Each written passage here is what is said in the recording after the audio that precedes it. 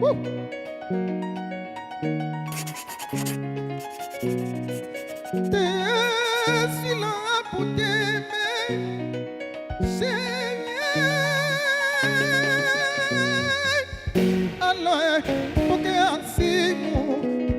Baby, hello, nakupenda sana. Hello, mama, hello, wapi baby, mapenzi tamu. Hello, nakutaka sana. Oh, mama, oh, mama. Wazi kabisa, hiyo song inaitwa Shika Simu. Very good vibes from Zege de Longer and the Fusion Music Star. Thank you for joining us for yet another classic episode of the Weekend Edition. Karibu sana maze. I'm your host Dr. Kingori. Another cocktail episode. This one is 3 guests for a special topic. One of our guests is a very good example to journalism students. Maze, she did not wait to clear school, do it after a job or to be employed. She started her own production on YouTube and is now one of the leading content creators. The girl is in the house. Let's hear it for Mungai Eve. Wazi. Asante sana. We also have in studio another lady doing the most in the field of finance. She runs a very active and informative YouTube channel on money matters. One of the youngest personal finance coaches in the country, Susan Wanjiku, is in the house. Wazi, asante sana. Last but not least, our other guest is here for the second time, the winner of the ultimate comic competition and a very funny businessman. Sammy Kioko is in the house. Wazi. Sammy Kioko has a very interesting story about what $1 million shillings did to him. You can't wait to hear that. You can already guess what the topic on the show tonight is, and if you can't guess, I guarantee you it's gonna be lit. We'll be talking to our guest in a bit, but first, so much to talk about. Another KEMSA heist is said to have gone down. It is reported that they stole over 900,000 mosquito nets and over 1 million condoms. You must read a pattern here, Mazi. First, it was masks that disappeared. Now, mosquito nets and condoms. Someone at KEMSA is overprotected. Think about it. You cannot get this person. The government can't get him. The president alipeana 21 days. Hakuna mtu alishikwa. COVID can't get them. Wako na masks za kutoka last year. Malaria can't touch him. Ako na hizo over 900,000 mosquito nets. And with over 1 million condoms, he will definitely see you coming. Now, do you see why no one has ever been arrested for any scandal at KEMSA? They steal protection. Now, this KEMSA scandal comes just when I thought we are improving as a country on matters corruption. This week, the Daily Nation carried a report that last year, civil servants stole 227 million shillings only. To make this figure sound even lesser, civil servants stole just under $2 million. That's progress, if you ask me. I don't know about you, but for the first time, I'm hearing about us losing money as a country, and it's not in billions. Alafu manze KEMSA ndio hiyo. In other news, KCSE exams have started across the country with a few cases of malpractice. But what stood out for me is this case of a son who was caught sitting the exams for his father. Huyu mwanafunzi ambaye alishikwa anaitwa Angwenyi Brian Nyakeri. Miaka yake ni 20 na ni third year student pale Kisii University. This is weird, Mazi. Cheating on your father's behalf. Think about this for a minute. What if he didn't get caught? Ati afanye mtihani mpaka ishe alafu aanguke. Can you imagine living with that for the rest of your life? Ati wewe ndio uliangusha budako. Think about it. Hey, Kemani, unajua kama sio yeye ningekuwa lawyer. Alafu chini ya maji unajua pia uwezi tumia phrase kama like father like son. I hope he has a better defense than our politicians. But then, have you noticed that Kenyan politicians hujitoa kwa ngori by kutaja ngori ingine? Like ukitajwa na makosa unajitetea na makosa ingine. Like they always defend themselves with a lesser crime. Listen to Sonko's response to the US government travel ban on his family. I'm facing charges of money laundering and not giving out tenders to any of my proxies or my family. Maze, mimi sina kesi ya kupeana tenda, kesi yangu ni ya money laundering. And in other news, shortly after, is it shortly after or shortly before? it's shortly before former president US Barack Obama tested positive for COVID-19. Kenya's Minister of Health this week announced that it's no longer mandatory to wear masks in public anymore. Following this, Daily Nation carried a report that even with the announcement, some Kenyans insisted on keeping their mask on. Wengine wakasema privacy, au watu wengine wakasema ni watu wa madeni, wengine wakasema inaitwaje, they just want to keep safe. But one particular reason stood out for me. A lady said that she will keep wearing a mask on because it protects her from bad breath from other people. Interestingly, bad breath is one of the main reasons most people couldn't wait for masks to be dropped. Some people couldn't stand themselves inside a mask. It was suicide. It was more dangerous than COVID. Why do you think most people chose not to wear a mask? Mpaka hata afadhali apigwe na polisi. Also, DP Ruto's son was absent at the UDA National Delegates Conference where his father was being endorsed to run for the country's top job. But at least he was absent with an apology. John Ruto yuko hapo, mpigeni makofi. Na huyo anaitwa Charlene Ruto yuko hapo, asante. I apologize, my son Nick did not get permission from his place of work. He works in a law firm, lakini hakupata permission, ni sawa tu, atakuja siku ingine. We have a special dedication to discuss that employer mwenye alinyima mtoto wa deputy president ruhusa ya kwenda kuona budake akipewa endorsement ya kuwa president. In the meantime, the topic on our show tonight is why this is one of my favorite memes on the internet. Stupid things people do when they get paid. We have a perfect combination of guests for this conversation. Susan Wanjiku, Mungai Eve and Sammy Kioko are joining us on the other end of this short commercial break. See you guys in a bit.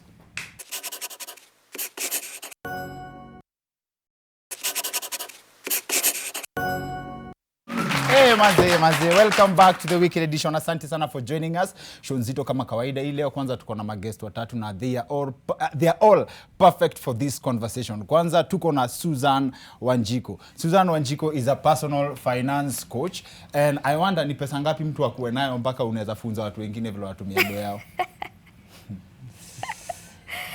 Ndo funza watu about money, it's not about how much money you have. Okay. It is about how well you manage what you have. So what you mean is from a side conversation ni mtu akona 20k ama mtu ana earn 20k per month anaweza kuwa mdosi kuliko mtu ana earn $500,000 per month. Oh, definitely.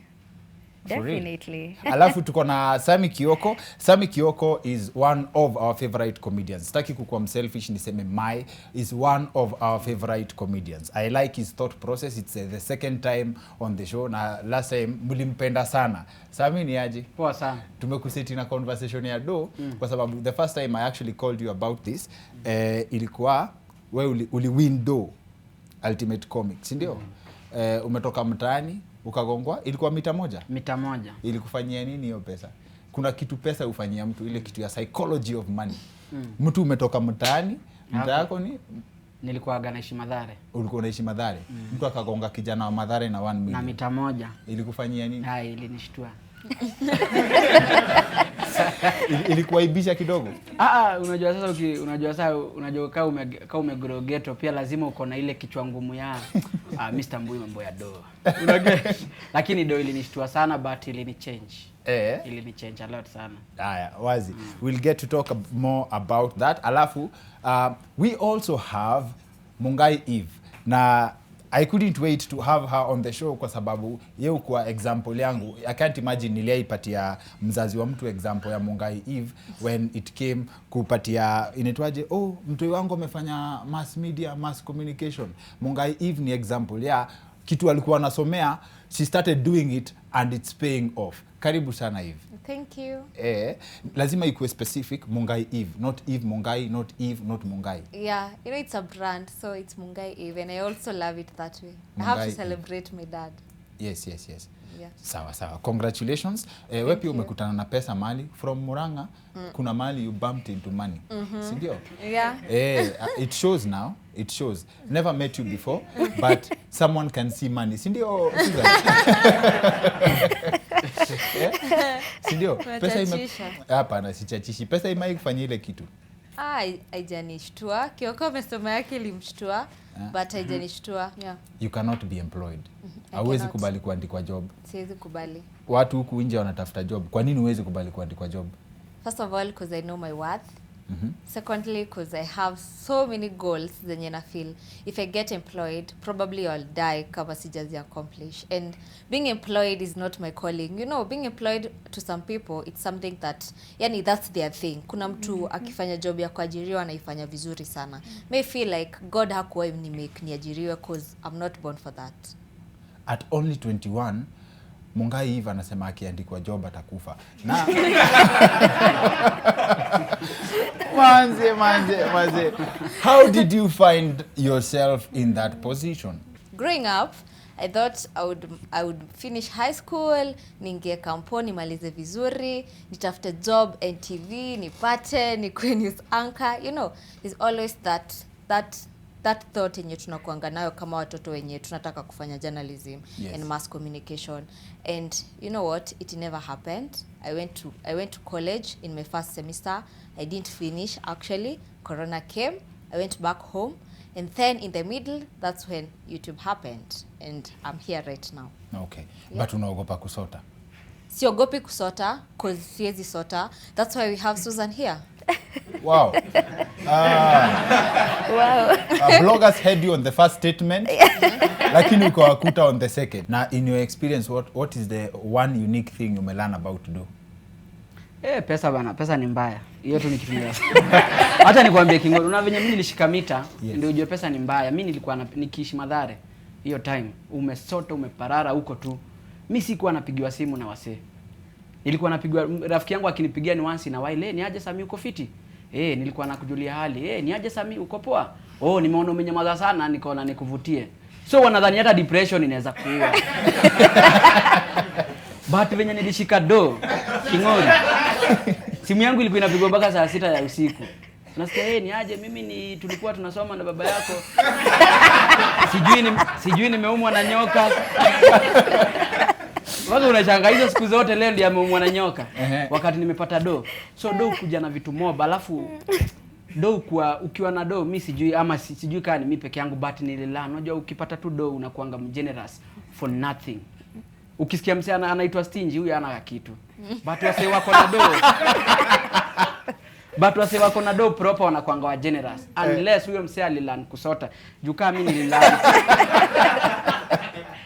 Jukaa mimi unajua mimi nimeishi phase 3. Nimeishi mimi kuna time sikuwa na kitu ile. Yani ni noma.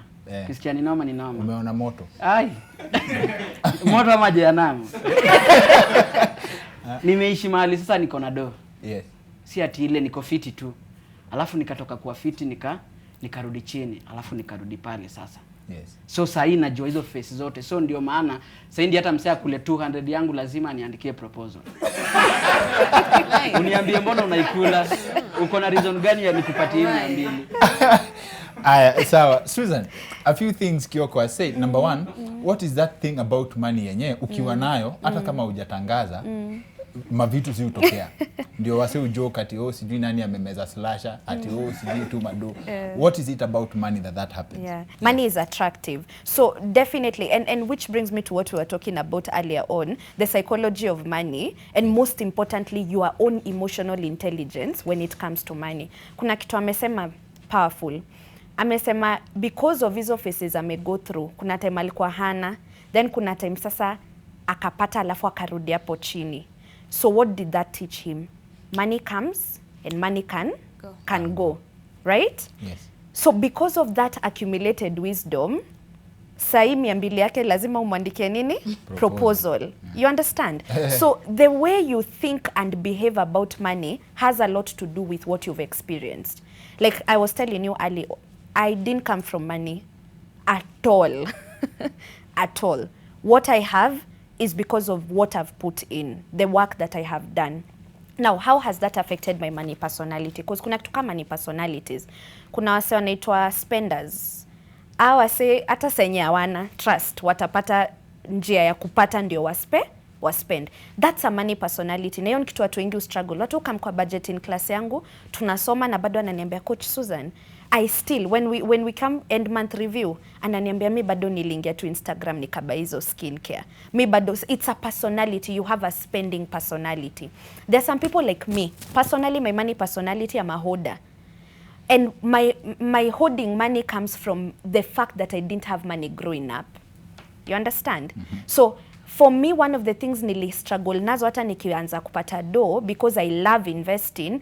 I loved learning about investing, but nilikuwa naogopa kuinvest. Reason ya kuogopa kuinvest bado niyo kuogopa umaskini, because uko ile ya ido kidogo niko nayo, so ananiambia ni invest, je nikipoteza. So seti, every personality has disadvantages and advantages. Our spenders utapata, they even take the most risks, and we all know sometimes with money, the higher the risk, the higher the return. Utapata umse take risk kwa forex, ama take risk kwa biz. Some we win, others we fail, but utawin. A holder like myself, I am risk averse completely. So nataka tu do yangu ikae wapi, kwa bank ama kwa M-Pesa mali naiona. Opportunities zitakam zikinipita, but maybe I'm not wasteful. You understand? There are some people who are warriors. That's another money personality. All this is Googleable information. A warrior, umse alalangi. Ukifikiria tu do inakustress. Ukifikiria mali utatoa do itakustress. Ukipata do pia inakustress. Like you generally worry about money. So one of the things that stand out from that is you must understand your relationship with money. Correct. Thank you. Must understand your relationship with money. And number 2, a hoarder is a, correct me? A hoarder is generally for stingy. Sasa by then naweza taka kudisagree na Sammy. Sammy amesema ati wase stingy saa zingine wananga kakitu. Mimi nimekam kurealize kitu.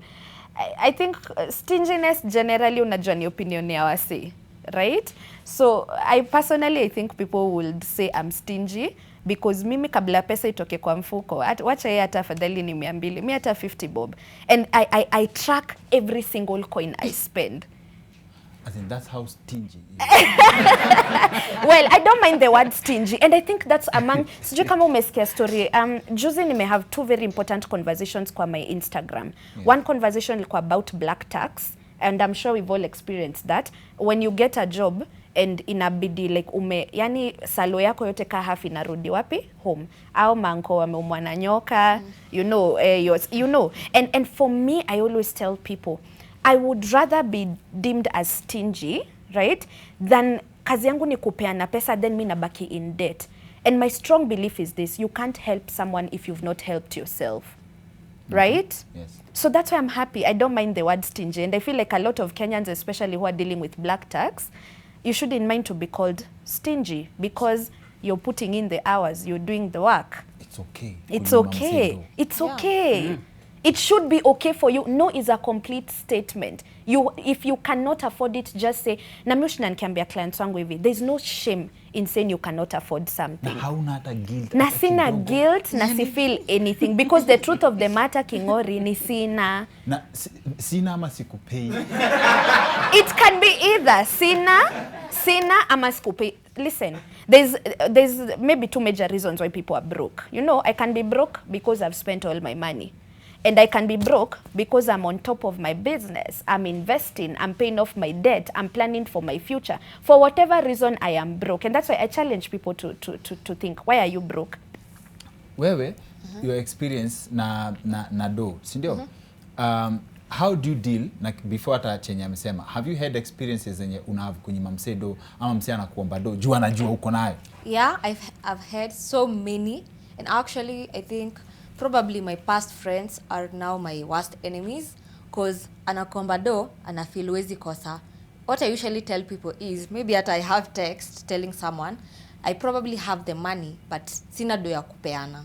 Niko nayo, but si ya kupeana. Yes. Maybe niko na do, but nimeplania ni ya kubuy food. Yeah. Ama nimeplania ni ya kufuel. So, yes. I have the money, but I don't have the budget ya kupeana. For now, I don't have it. Unajua saa ingine And it happens with even relatives. Yeah. Utapata maybe auntie yako ama cousin yako. But they have an experience. There is Yes. my distant cousin who sent me, it was early in the morning, I remember, it was 6 a.m. Alinitumia school. Inaitangwa? Fee structure. Yes. I was like, wow, 150,000. Hey, hata mimi sijamaliza shule, I'm still hustling to go back to school. You know, Yes. they're so There's so many things zenye mtu upatana nazo. Unapata mtu anafeel uko na hiyo do, unakataa, unamnyima, hata unaongea vibaya, but wewe mwenyewe unajifanyia nini? Unajua siwezi toa 150,000 ni kulipia school fee na mimi mwenyewe sijamaliza shule. I'm supposed to go back nimalize kwanza, you know. Okay. Yeah. Na sasa akikosa kwenda shule siku moja akupiga ngeta, hautafeel. Hautafeel. Oh Lord. Anaweza nipiga ngeta, yes, but me I'm not the kind of person who actually walk around with money. So atanipiga ngeta, but anaweza patana tu na aka kabag with zero bob. Ama unyime best yako kama so 2 alafu 1 year later akona mtoi akwambia unajua kama si wewe ulininyima doza P2 singe. Like that's not my fault, you know. We shouldn't be each other's responsibility when it comes to money. Yes. Like mimi sikukwambia uende ufanye hiyo kitu ati ndio sasa ufeel mimi ndo nilifund kupe pesa, you know. Mimi sipendi, by the way, I don't like that burden, and especially it affects public figures. I know Kioko is attest to that. Yes. You find that tutapata nadi na fun ana feel lazima ni buy lunch. Probably I don't have that money. Huwezi tuacha hivyo. Yeah, huwezi tuacha hivyo. Mbona siwezi waacha hivyo? I'm just working. Mika ilifika point wale wase nilikuwa nasaidia hiyo time ndio wase walikuwa wanakuja kusema ati huyu hata atusaidiangi. Exactly. Unatoa mpaka 50k unasomesha mtu ama unapeleka msee wapi? But hiyo baadaye msee ndiye anakuja anasema huyu si alikuanga na do. Sasa hata alitufanyia nini? Si ndio huyu kazini yake, si ndio huyu nani hajasoma, kwani mimi ni baba yao? So inafika ile point Kingori unapata sasa unakausha. Sasa unaanza kuwa hardcore, unaamua hii ni mimi sasa. Ni mimi familia yangu. Ni mimi sasa, ni mimi. It's now hii sasa ni personal. Yeah. You time tu ulitoka tu kidogo hivi ukatoka kwa do tu anaona si alikuanga na do, mbona hakufanya? Na hiyo time huyo msemo mwenye anaongea labda ni best yako wa karibu, labda ni labda ni in fact unapata ni ma relative wanasema mbona ako na do, mbona asisaidie? But juu mimi kitu na struggle, labda juu mimi nikipata do yangu, juu kama mimi nikipata hiyo do nilikuwa nasoma hiyo do half hiyo do lazima ningechukua niweke kwa school fees, juu uko na deni mingi. But msee anaona mita moja si hata angempe hata 30. But mimi nilikuwa na mabeste Kingori mimi nilikuwa na mabeste hata wenye tulikuwa nao kwa hiyo competition wengi, akina Tom, akina Nasra.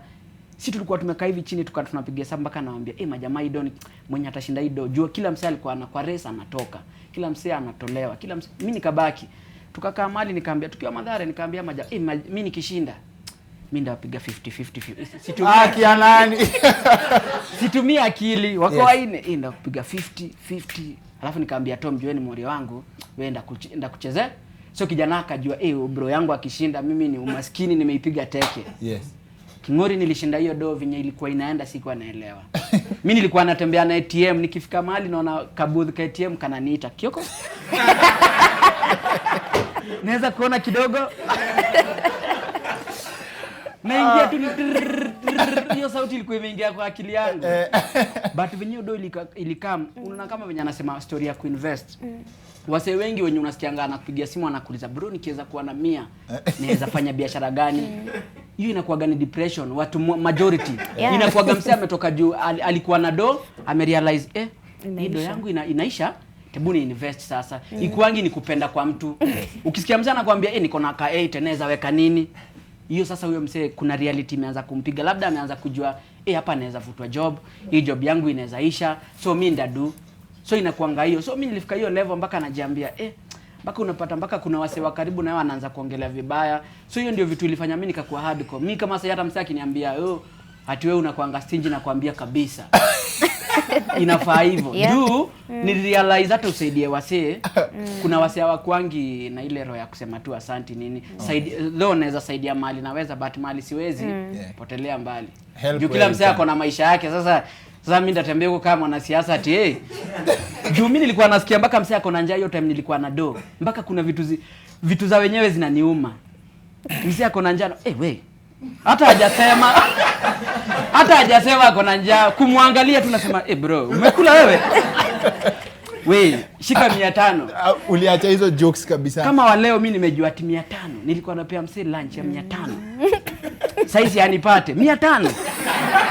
Kwani alikuwa anakula nini hiyo lunch? Sasa unapigwa 60 songa. Unaona? So sikuwa najua ni ile unapata uko generous, uko too much. Reason nikwambia Kingori, mimi nilirudi kwa ile biashara nilikuwa nafanya nikiwa hustler na nikaimodify ikakuwa biashara bigi. Yes. Ni juu hiyo ndio biashara mimi nilikuwa na understand. Mimi nilikuwa nauza viatu, nilikuwa naamkia Gikomba. Yes. Naenda nashika maluku, nauza.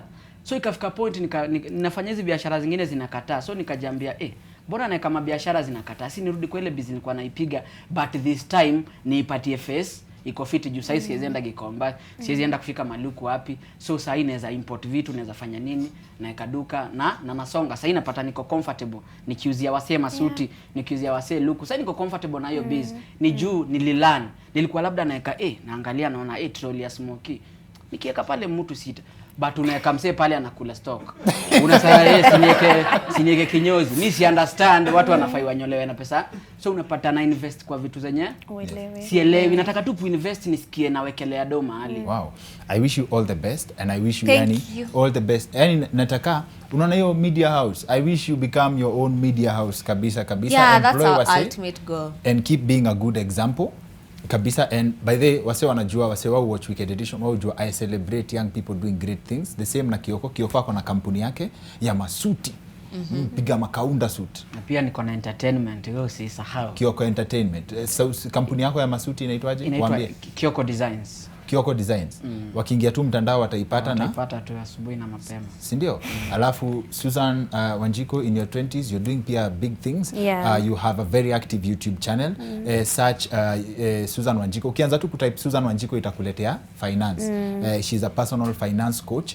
Check out her stuff and endelea kufanya hivyo na hivyo, kuendelea hivyo na hivyo. Yani onwards. Yani it's such a pleasure hosting 3 great young people, and I wish tena we can have a conversation like this one, because ina sound ni kama tuna end prematurely, because nikianza another question itakuwa another line of content na tutaongea hapa for 3 hours. Maze, you guys are so much fun. Wameweza ama wajaweza?